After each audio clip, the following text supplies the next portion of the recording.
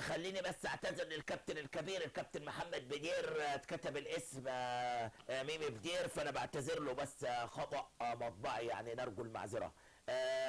مباراة ديكرنس ونادي جمهورية شبين، محمود خالد كان متواجدا، والمعلق العربي الأشموني، والمصور صلاح الزعبي. كابتن محمد عبد الكريم زي ما قال الكابتن علاء، هي المباراة قتلتها اللحظات الأخيرة، ويمكن مفاجأة ان الكرنس يفوز على جمهورية شبين بالإمكانيات دي ومعاهم طارق السعيد. لا، هي مش مفاجأة يعني، ديكرنس أكيد عامل فرقة كويسة. هو بس طارق السعيد كان طبعا موجود في جمهور شبين عشان المنافسه، الهدف في الوقت بدل الضايع، الهدف كان قريب بالبونت، وباد لك جدا على فكره الهدف، عرض باكي جاء صعب جدا، صعب.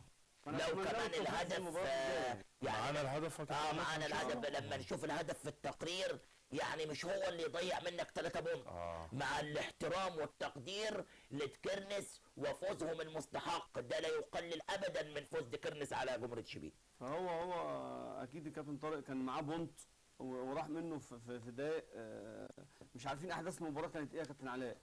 يعني فهو نتمنى الكابتن طارق التوفيق في المباريات القادمه، يقفل الصفحه دي، ونتمنى له التوفيق في المباريات القادمه. يعني نقول مبروك لديكرنس. نروح نشوف التقرير عشان ناخد تعليق الكابتن علاء على الهدف وعلى هذه المباراه. اللاعب عبد العزيز ابو الجود في الدقيقه الاولى من الوقت بدل الضائع، والمباراة تلفظ أنفاسها الأخيرة، يفاجئ الجميع بكرة عكسية تسقط خلف حارس المرمى، في مباراة أدارها تحكيميا شريف حسن من منطقة دمياط، وساعده كل من علي محمود من منطقة الإسكندرية، وبغدادي كمال الدين من منطقة الشرقية، ومحمد العناني كان معهم حكما رابعا. مباشرة إلى محمود خالد والعربي الأشموني والزميل المصور صلاح الزغبي.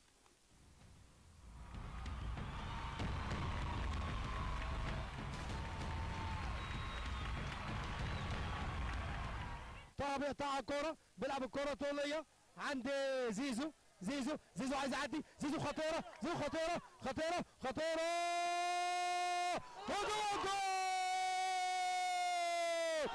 الله عليك يا كرة قدم، ما هذا الذي نراه، هذه مواقف وعقوبات كرة القدم، كرة وش القدم من اللاعب الخطير عبد العزيز ابو الجود. شكرا للزميل عبد الناصر زيدان وضيوفي الكرام، ومعنا الكابتن حسام غويبه المدير الفني لفريق ديكرنس. اولا بنبارك لك الفوز وتهنئه من قناه القاهره وبرنامج كره بلدنا. طبعا انا بشكرك بصفه خاصه، وبشكر اخويا وحبيبي الغالي الكابتن عبد الناصر زيدان اللي تملي بيآزر الدوري الممتاز به، وبيآزر حسام غويبه على وجه الخصوص. انا بشكره وبقول له الف مبروك، بقول لديكرنس الف مبروك لديكرنس. كابتن حسام، النهارده فريق ديكرنس ادى مباراه قويه امام فريق محترم قوي جدا، فريق جمهوريه شبين.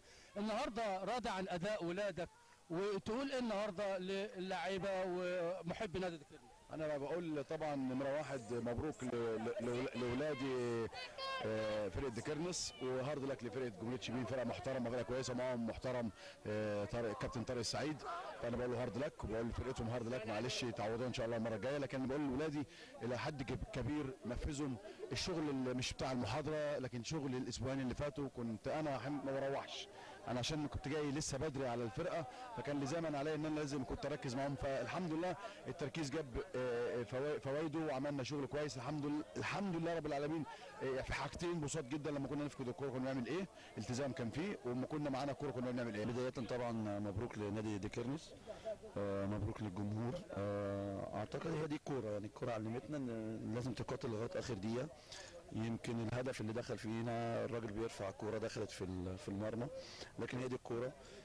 بالنسبه للولاد النهارده ادوا مباراه قويه، حاولنا وكافحنا، يمكن كانت فرصنا احنا اكتر، احنا اللي كنا الاقرب للفوز، لكن هي دي الكوره، اللي جاي اصعب. لكن اللي عايز انوه ليه بس ان اللعيبه اللي معايا دول انا جايبهم كلهم من اختبارات، وحاولنا ان احنا نعمل فرقه.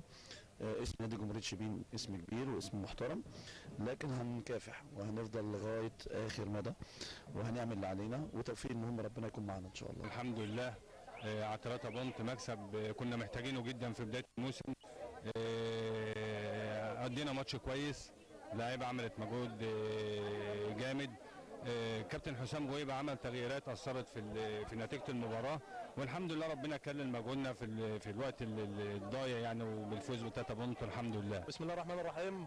احنا طول بقى لنا شهرين بنعد، وكابتن حسام وكابتن علاء ابراهيم والناس مدربين محترمين يعني عدلنا اعداد كويس، واحنا بنجاهد لاخر دقيقه كابتن، والمهم نفرح اهل كرنس، واحنا بنعمل اللي نقدر عليه يعني ان شاء الله. اولا ببارك للنادي وللجماهير دي ولاصحابي وزمايلي، وتعبنا تعبنا من 1/8 واحنا تعبانين، ربنا الواحد الاعلم احنا خدنا ايه. الحمد لله اتوقع ما اجيب جون ده وما اجيبش جون دي توفيق من عند ربنا حضرتك، بس الحمد لله اهم حاجه ان احنا كسبنا وخدنا ال3 بونت. الف مبروك للناس اللي جت كلها وازرتنا، احنا كنا متوقعين الحمد لله وكنا نازلين على ال3 بونت، والحمد لله خدنا ال3 بونت.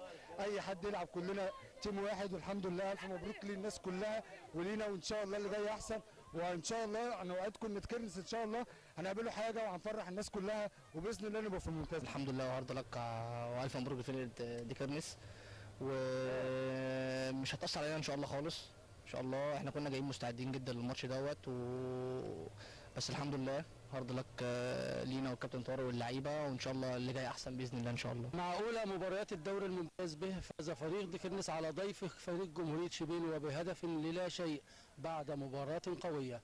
من ملعب نادي دي كرنس الرياضي، محمود خالد، التلفزيون المصري، قناه القاهره، برنامج كره بلدنا.